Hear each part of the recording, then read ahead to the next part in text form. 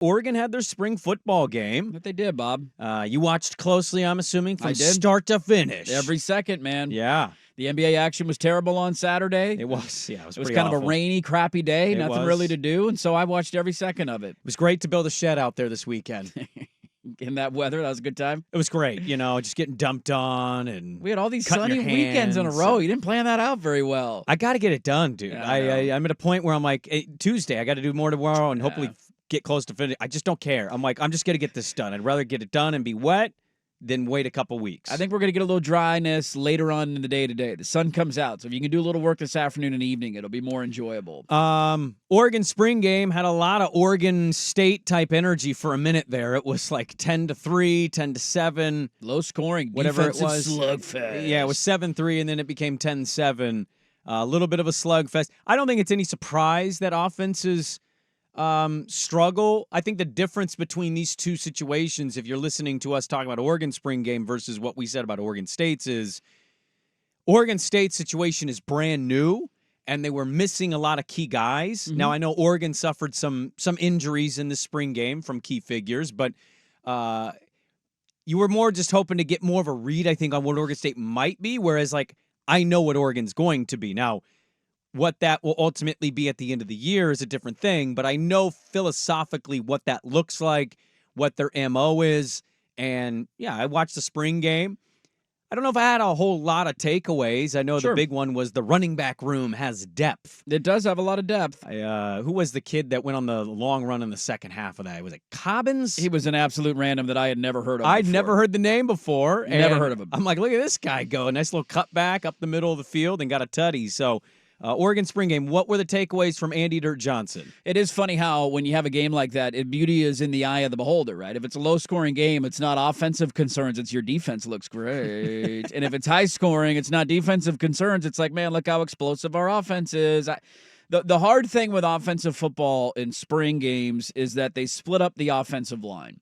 And I think if you were going to ask me the biggest concern coming out of it and just where you're at, it is that position group. I think Connor Lee's going to be really good at left tackle this year. I like where you're at center. You're bringing some other guys back. But you're that's interesting you say that. I don't mean to interrupt you, Sure. but like that's the spot, and not that they're not ready for it, but to replace a JPJ, I think is an area to hear you say that out loud. I don't know if we would have said that out loud a couple months ago. Maybe not. I mean, Poncho got to play a lot last year throughout the season. They kind of built him up the same way they did JPJ, playing him at guard and getting some reserve minutes and blowouts. And they like to rotate offensive linemen. He also started in the Fiesta Bowl, so he got a good experience game under his belt. JPJ didn't play in the bowl game. He was one of those guys that they kind of raved about all year as a true freshman. He's picking up things really fast. He's well built, like he's ready to handle this level of football. And so I think you're going to be okay there, and Connerly's going to be fine at left tackle. Cornelius is good at one of the guard positions, but it's hard to get a read on the unit because you split it up. I think on one of the offensive lines, they had the starting right guard and right tackle, and the other offensive line, they had the starting center, left guard, and left tackle. And so you're not getting a complete picture. There were times that they got overwhelmed at the line of scrimmage, and again, is that because the offensive line is weak or because you're stout up front and your defensive line is going to be really good this year? It's hard to get a read on that. That, to me, was the biggest concern. Defensively, I think Oregon's going to be as good as they have been maybe in the history of the program. They have upgraded in the secondary. Guys that started and played significant minutes for them last year are now like corner 3 and 4. Jaleel Florence didn't play in the game. Dante Manning did. Those guys have been bumped out of starting spots for 2 new transfers. You brought in Kobe Savage, who was a first-team All-Big 12 safety last year at Kansas State. He left with an injury. Yeah, thankfully, it sounded like Lanning said after the game, all the guys that got hurt, there's nothing significant, and they like making them go hard in spring. You got to duplicate real football somehow, and they feel okay if a guy gets hurt. You're not showing up for fall camp for a couple of months, so you got some time to recover from it. So he was one of the guys that went down. But defensively, they're going to be really good this year. They took a huge jump in year 1 to year 2 for Lanning. I think they take another big jump this year. And then I would say the guys that stood out offensively, there wasn't a lot to note from the quarterback play. I love the Make-A-Wish touchdown run for Dante Manning at the end where they just let him keep going. And then I think they eventually took it away after the game, which is really weird because the game doesn't actually count. Jay Harris, who was a running back and transferred in, was a guy that when they brought him in seemed like a big third down goal line back. He's way more versatile than that. I'd never seen him play before. He stood out. And then it was Evan Stewart. Evan Stewart had a couple of wow catches. One of them didn't count. That was in the end zone. He couldn't get a toe in, but was like a one-handed grab against really tight coverage. they need to replace the best wide receiver in the history of their program. How do you do it? Maybe it's Holden, maybe it's Tez Johnson, but you need a guy who's a true number one wide receiver. And I thought Evan Stewart, he came in with that pedigree, and he showed the flashes and the ability to take on that role this year. Gabriel, a little bit of a slow start in this one, but kind of found his footing, I think, in the second half. Started throwing some darts, but a little rusty, it looked like, or just a little shaky to start the thing off. But again, a lot of that, too, is the offensive line was kind of overwhelmed. Right. And then you got the whole weird can't sack him, but he sacked thing, and there's two-hand touch back there. I don't mean to disrupt the Oregon spring game conversation, because I think there's only so much you can take away from these spring games in general. But I could go for another 2 hours if you want me to. Really? I could, yeah, I could. I got a problem, dude. I got a problem. But, like, where would you go for 2 more hours? Kenyon Sadiq and how deep you are at tight end this year. Terrence Ferguson dropped a couple of passes, but Kenyon Sadiq, I think, is ready for a breakout season. Jordan James being your running back one, I think that's a noteworthy thing right there. That's what I'm talking about. He caught a lot of yards, too. It's like a Marshall Faulk attack, I think. That's important in that offense. It's huge. Bucky was huge in the open field last year on some of those little flare-out passes. So that's going to be huge for Jordan James. Can I add, too, that Dylan Gabriel, and everyone texting is going to be like, you know what, Schulte, shut up. You're just a biased Duck fan. But in the small sample size of Dylan that we got, the quick release, and just the movement, I know that he's played in a lot of games just like Bo Nix did, but he looked very similar to Bo Nix in the backfield. You understand kind of why they were going for him as a transfer, because they've both been around, but it looks like they have a similar skill set, and that quick pop ability that Sean Payton was talking about, NFL teams like seeing in the draft, like hopefully, we get this guy before others. I feel like Dylan has that same ability, and it's kind of just a easy transition from Bo to Dylan. It's going to be good. But that's, once again, don't harp on me. It's one. Well, stylistically, I think size. you could be right. Lefty's always a little shifty and different how they move, and he definitely has that being a more mobile quarterback. But that's the thinking. That's stylistically, he fits exactly what we need. Get the ball out quick. All those check down Bo things that were said is probably going to get said about Dylan Gabriel because they've got such great weapons.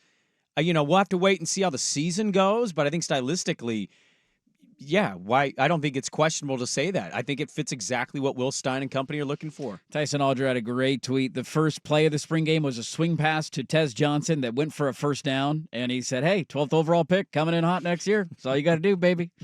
Throw those checkdowns. You're good to go. It'd be a questionable 12th overall pick, much like this year's 12th overall pick. The NFL announced in their I love that they did this. They said, hey, we're going to play 18 games eventually. The Super Bowl will be on President's Day weekend, so you get a 3-day weekend if your company observes that holiday. But I love that they said that, and then in the same breath said, we care about player safety. You can wear those orbs on your helmet that you see them practice with. And I thought, no. And then I watched the Oregon spring game, and they played with them. Yeah, they all wore them. I'm going to give you a very lukewarm old man take. I don't care about player safety. Get that out of my football. Get that. I do not want to watch these great kazoo bubbleheads. That's not football. No. But it does protect the brain significantly in all their studies on it. I understand.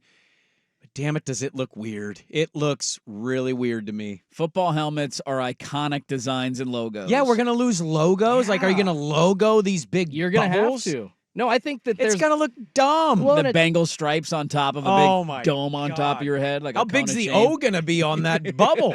You would think that they could just get these pads inside of the actual helmet, but maybe it'll look too much like NFL Blitz. Here's my thing. Like, I'm curious how many players actually end up doing it, because a lot of players came out in the NFL that saw that and were like, dude, this doesn't even really help. Like, I think Chris Jones was one of them. I know there's numbers and metrics behind it, but he sent out a tweet like, what are we doing here? It doesn't even have that big of an impact. I feel like Kittle's going to wear it. It actually does have an impact. It's not like the neck brace, where you're just like trying to No, I think there's look actual. I saw it over the scientific data behind it. Yeah, I think they've like a 30% or 40% decrease of concussion. So shove it up there, Chris. Like, you're wrong, buddy. My question would be on that, and I'm sure there is, again, a study on this that proves this point right, too, but, like, how different is practice collisions from game collisions? So I get that the numbers are down, but if you're wearing them in practice, maybe they've seen that kind of drop-off in practice injuries. Well, I think that's the only way they can track this, because you haven't been able to wear it. I know in the force itself, it decreases by 10%. The chances, I think overall in the study, it was a little higher than that. Okay. I mean, that's great for player safety, but come on, what are we doing here? It's just gonna look so weird. It's dumb. Whatever. Come on. We're getting rid of the kickoff. It's actually gonna make me you. less excited Yes. to turn it on and be like, oh, look at 19 of the 22 on the field are wearing bubbles on their heads. Yeah, get the damn thing off, all right? I want to see the Green Bay Packer logo. I want to see the Bengals stripes. We got cool. Everybody's bringing out cool throwback helmets now. Don't break that up for me, all right? You know, it's funny. Society tends to go, history repeats itself. My daughter's telling me what kids are saying in middle school now, and I'm like, whoa, they're saying those words again? And I'm wondering. That's fat. No, not those words, No. other words. And I'm like, oh, I wonder if we get back to a point where, like, jacked up. We go all the way back full circle Yeah. to where we were 15 years ago. Look at that guy. He's going to have brain damage at 47. Jeez. Well, I mean, we were cheering for we it. used to do I that. remember getting really excited about that I segment. think we still kind of are, really. Like, we're like, oh, we care about player safety, yet as you guys are like, Yeah. take the damn Guardian caps off. Well, it's like, what's more detrimental, playing without the Guardian cap or 18 games in the regular season? Exactly. It's pretty ridiculous. On one hand, saying that we care about player safety by the Guardian Come cap, on. while also saying we want to add a regular season game. I also enjoyed Roger Goodell pretending like that was for the fans when it's just about more money, dude. He wants to get rid of preseason games and have another regular season game so they can bilk more money out of their TV providers. So you put them in bubble wrap and you say, just go another 2 weeks for me, guys, physically, and then get through your playoffs. Yes. Okay. Are we going to give them another bye during the regular season? The answer to that is probably no. What are we doing here? Actually, yes.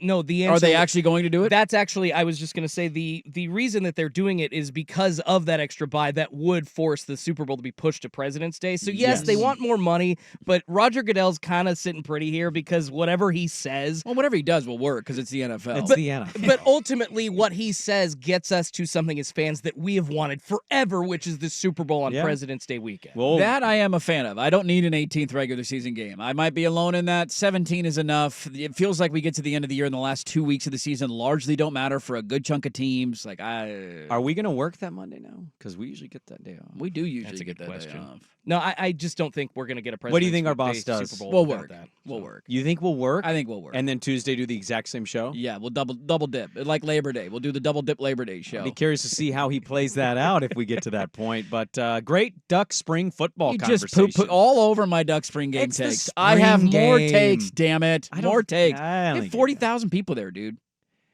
Yeah. Wow. They were there for Matt Kearney. Yeah, clearly. Everybody can name one Matt Kearney song. No, the words to one. After he sang that song, did everybody leave the concert? Is that I it? know zero. Who's Matt? You know what they're Kearney? more excited about? Shout. Matt Kearney's a first quarter song guy. Coming home to Oregon, you know that song. They play. Oh, that's who sings it? Yes. Oh, God, you saw me rocking to that Yeah. song during the. I just didn't know that was him. Okay. See, it's a great song. I saw the attendance. The whole field was covered. It was awesome. They It's came really down cool. from the stands. I get 40,000 is goosebumps a big every deal, time. man. Yeah, that song plays every time. Cool. I get goosebumps. I feel like Schultz is pretty close to saying it slaps. That song does slap. No. Dirt, no. not a big fan. Ski Yee by Sexy Red. I've actually slaps. seen Matt Kearney in concert before. Have you? I have. Okay. Not this weekend, but I've seen him in concert. What a fun fact.